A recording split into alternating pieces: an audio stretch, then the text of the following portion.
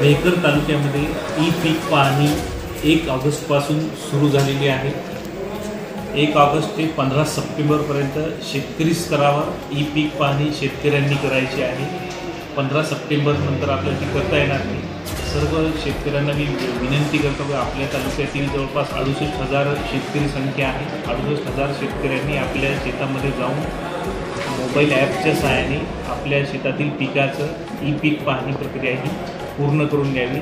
त्याशिवाय कुठल्याही योजनेचा लाभ आपल्याला घेता येणार नाही। त्यामध्ये पीक कर्ज, कृषी विभागाच्या DBT पोर्टलवरच्या सर्व योजना व इतरही कुठलाही लाभ जे शेतकऱ्याशी संबंधित आहे तो या ई पीक पाहणी केल्याशिवाय आपल्याला घेता येणार नाही। त्याकरता सर्व शेतकऱ्यांनी 15 सप्टेंबरपूर्वी आपल्या शेतातील पिकाचा ई पीक पाहणी करून घ्यावी। आणि ज्या ठिकाणी काही अडचणी असतील, आपल्या गट नंबर, सर्वे नंबरमध्ये ॲपमध्ये नोंदी होत नसतील, तर अशा ठिकाणी भूमी अभिलेख मार्फत त्या ठिकाणची तांत्रिक त्रुटी पूर्ण केल्या जातील। आणि तरीही समजा ती ई पीक नाही झाली तर ती सहाय्यक स्तरावरून ई पीक पाहणी संबंधित शेतकऱ्याची पूर्ण केली जाईल।